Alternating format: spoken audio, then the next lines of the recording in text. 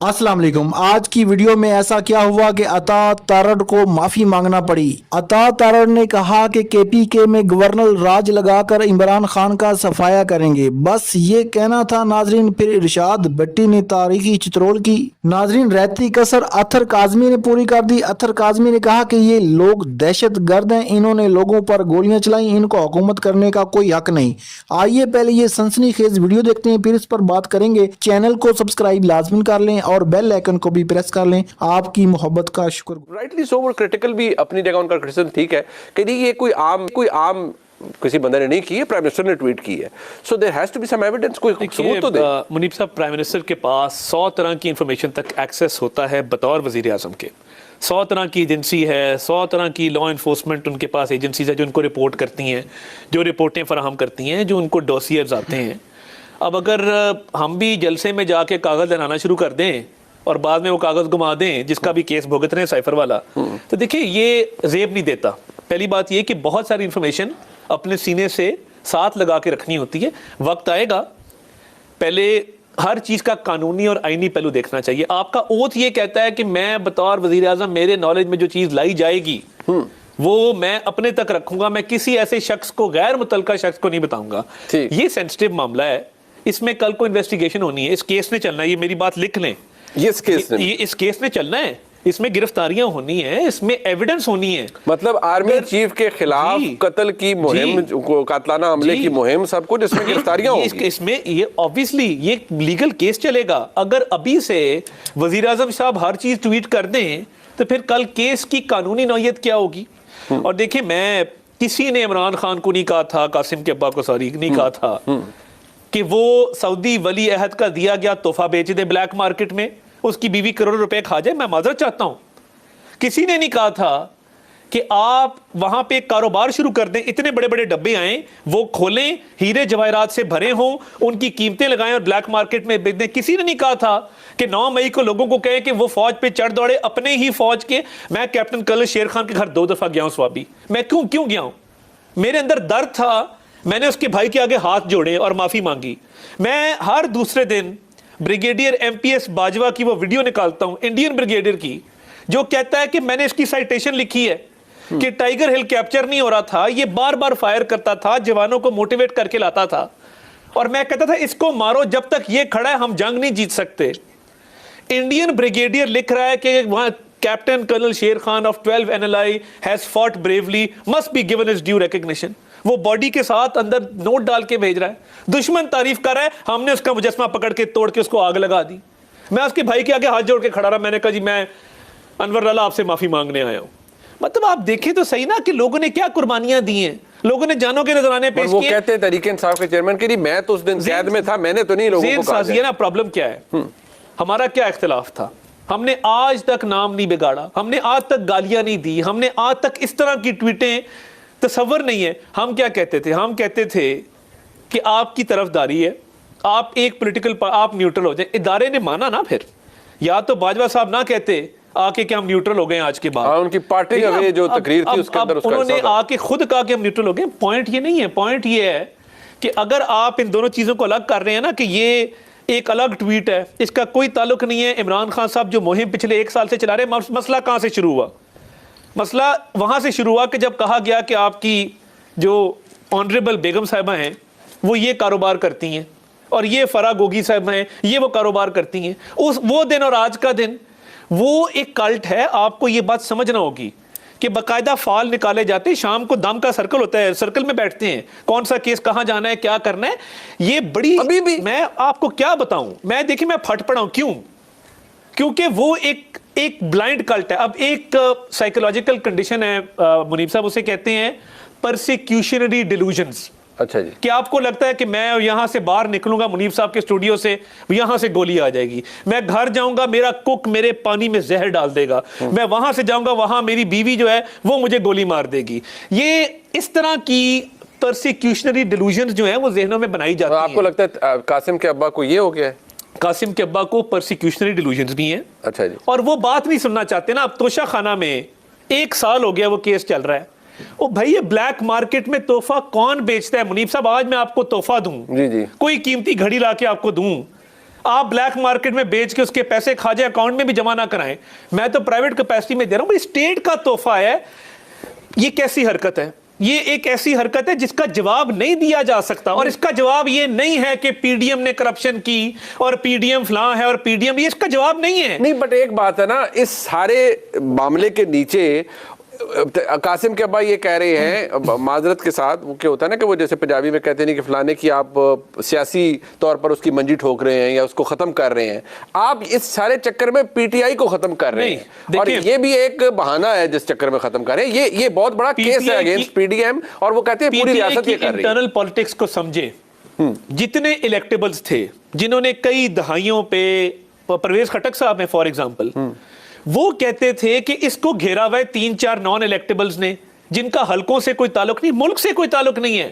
شہزاد اکبر آج کہاں پہ ہے, شہباز گل آج کہاں پہ ہے؟ یہ 3-4 لوگ تھے جنہوں نے خان صاحب کا مائنڈ تھا, مگر جنہوں نے اس بات پہ کنونس کیا کہ آپ جب تک اپنے فوج کو, اپنی سیکیورٹی ایجنسیز کو ٹارگٹ نہیں کریں گے آپ کی سیاست آگے نہیں چلے گی. آج بھی شاہ محمود کس منہ سے کھڑے ہوتے ہیں؟ آپ پوچھیں ذرا کبھی کہ نجی محفلوں میں وہ کیا بات کرتے ہیں اور خان صاحب کے سامنے وہ کیا بات کرتے ہیں. پوائنٹ یہ ہے کہ اپنی انا اور اپنی سیاست کو اس نہج پہ لے جانا کہ ملک کی سالمیت کو آپ کو میٹر ہی نہ کرے. خان صاحب کے منہ سے نہیں نکلا تھا کہ اگر میں اقتدار سے ہٹ گیا تو اس ملک کے 3 خدا نہ خاصا ٹکڑے ہو جائیں گے؟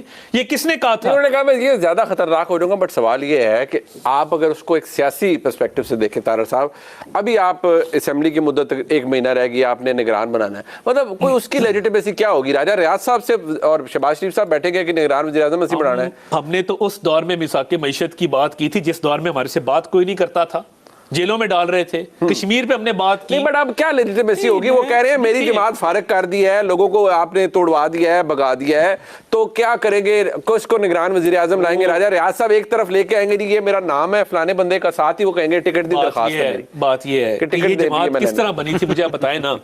یا تو ہونا 1997 سے جو کارکن تھے وہ متحرک تھے, آئیڈیالوجیکلی عمران خان سے محبت کرتے تھے, فواد چودھری صاحب, فردوس عاشق اوان صاحبہ, شاہ محمود قریشی صاحب, کبھی پارٹی تبدیل نہیں کی تھی ان لوگوں نے. دیکھیں ہم 2 فلٹریشن پروسیس سے گزرے ہیں, ہمیں اتنی داد ضرور دیں کہ مشرف کے دور میں ہماری فرنٹ لائن میں سے بہت سارے لوگ نہیں ٹوٹے. دوبارہ جب یہ دور آیا جو ہم نے مشکل کاٹی پناما کے بعد, ہمارے بہت سارے لوگ نہیں ٹوٹے. آج ہماری جماعت انٹیکٹ الحمدللہ کٹھی کھڑی ہے. پرابلم کیا ہے؟ وہ کہہ رہے ہیں کہ یہ جو اس دفعہ مطلب اب میں کیا کہوں جو پھیرا گیا ہے سب کچھ, وہ اس کی انٹینسٹی بڑی زیادہ ہے. کوئی پھیرا نہیں جاتا. اچھا, یہ جماعت بنائی تھی 3-4 لوگوں نے مل کے, اور یہ جس دور میں بنائی گئی تھی آپ کو بھی پتا ہے کہ ادھر ادھر سے لوگوں کی آرم ٹویسٹنگ کر کے, کسی کو تھپڑ مار کے, کسی کا کان مروڑ کے ان کو ہانکا گیا تھا. چلو طریقے صاحب جوائن کرو شام سے پہلے. 2018 میں ہم سنگل لارجسٹ پارٹی تھے پنجاب میں, اس لیے یہ کلیم نہ رکھیں کہ یہ میں گھر سے لے کے آیا تھا بندے اور یہ میرے گھر ہی واپس جائیں گے. ٹھیک ہے, بٹ یہ آپ نے اپنا ڈیفنس تو دے دیا اور ثبوت کی بات, خیر وہ وزیر اعظم کے پاس متعدد انفارمیشن ہوگی. میں ذرا بھٹی صاحب کے پاس اور اطہر قاضی صاحب کے پاس آتا ہوں. ایک مختصر سا بریک. جی, نگران حکومت بننی ہے پر کیسے بنے گی؟ میں نے تو کہا نا, راجہ ریاض صاحب ایک طرف کہیں گے کہ یہ میرے نام ہیں جو میں دے رہا ہوں پروپوزڈ کے لیے, ان کو نگران ہے as leader of the opposition, ساتھ ہی دوسری جیب سے وہ اپنی درخواست نکالیں گے کہ پی ایم ایل این کا ٹکٹ مجھے دے دیں. مطلب کیا نظارہ ہوگا وہ آپ کے لیے بھی. ایک بریک کے بعد منظر کشی کی ہے آپ کے سامنے, یہ منظر کشی آپ کے دل کو بھائی ہوگی کہ مطلب راجہ ریاض صاحب اپنے نام دیں گے اور وہ سختی سے کہیں گے کہ جی ان ناموں میں سے ایک نام کے اوپر کنسنسس ہو جانا چاہیے. As leader of the opposition میں بتا رہا ہوں کہ ان ناموں میں سے ایک نام کو نگران وزیر اعظم بننا چاہیے. بھائی جان, کاش میں آج آپ کے اور عطا بھائی کے ساتھ بیٹھا ہوتا اور تھوڑی سی روحانیت مجھ میں بھی آ جاتی. دونوں ہی دلوں کے بھید اور دور کی کوڑی لاتے ہیں. دونوں کو پتہ ہے کہاں منتر چھو منتر ہو رہا ہے, کہاں دم درود ہو رہے ہیں آج بھی. اور آپ نے بھی میرے دل میں صحیح پوچھا کہ میں اس وقت بڑا انجوائے. جی زمان پارک میں نہیں, یہ تو زمان پارک کا کہہ رہے تھے مجھے. اچھا نہیں وہ تو, اور اس طرح پھر دیکھیں نا طارق صاحب زمان پارک تو نہیں جاتے نا, اندر بھی نہیں جاتے, تو اتنی دور سے ماشاءاللہ سیٹلائٹی روحانیت جو ہے وہ اگر ہوتا ہے یا نہیں ہوتا ہے وہ تو ایک ہے. چلو اس کو وہ سمجھ جانا, اور آپ کا لاہور میں بیٹھ کے میرے دل میں گھس کے تو سمجھ جانا جو دونوں چیزیں سچی ثابت ہیں. تو کاش میں ان 2 عصر حاضر کے عظیم پیروں کے ساتھ چند لمحے گزار سکتا. دیکھیے پہلی بات تو یہ ہے کہ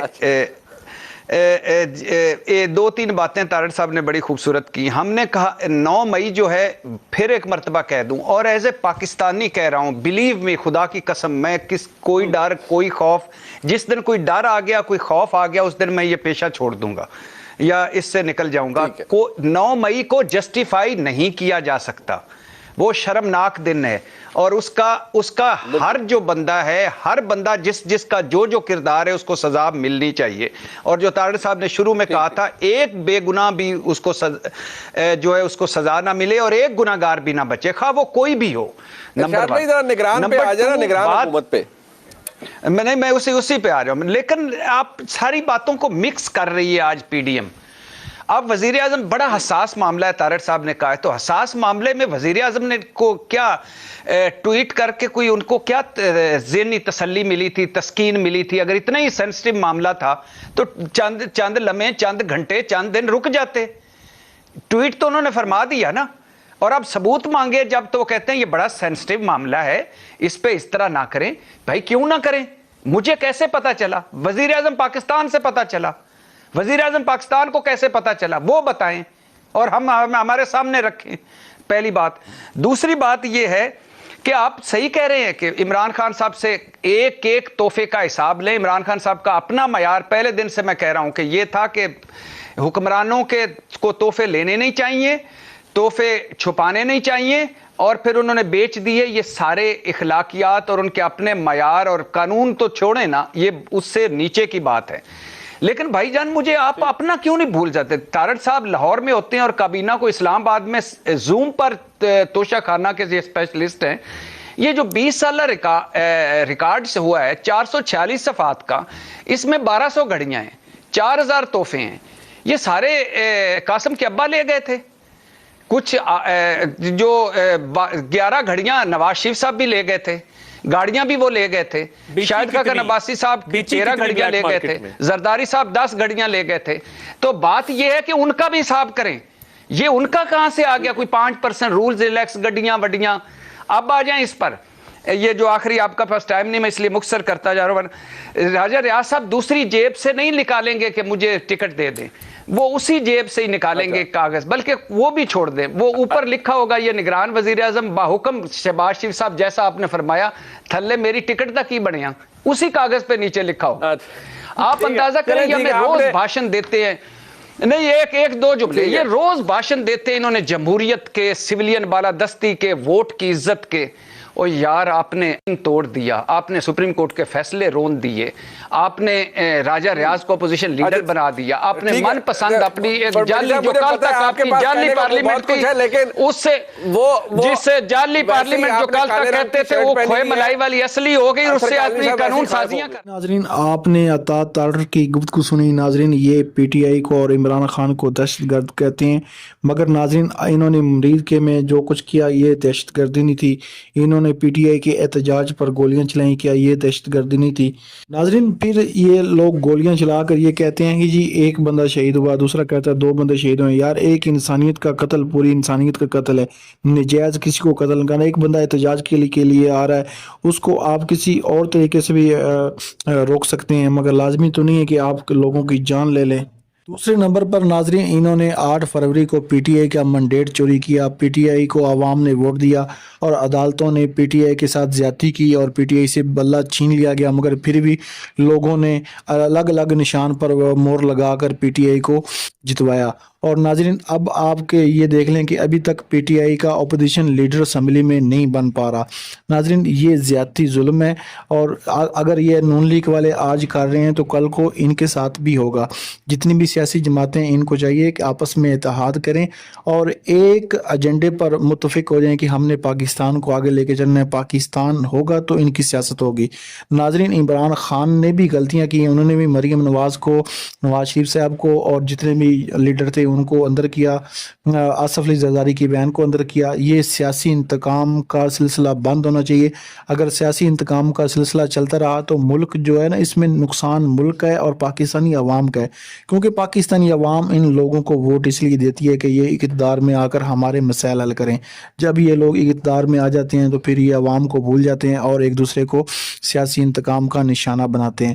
اللہ تعالیٰ پیارے پاکستان کو ایسا لیڈر دے جو پاکستان کو آگے لے کے چلے اور پاکستان کی سوچے. ناظرین, اگر آپ کو یہ ویڈیو اچھی لگی تو ویڈیو کو لائک کر دیں, چینل کو بھی سبسکرائب کر دیں اور بیل آئیکن کو بھی پریس کر دیں. آپ کی محبت کا شکر گزار ہوں.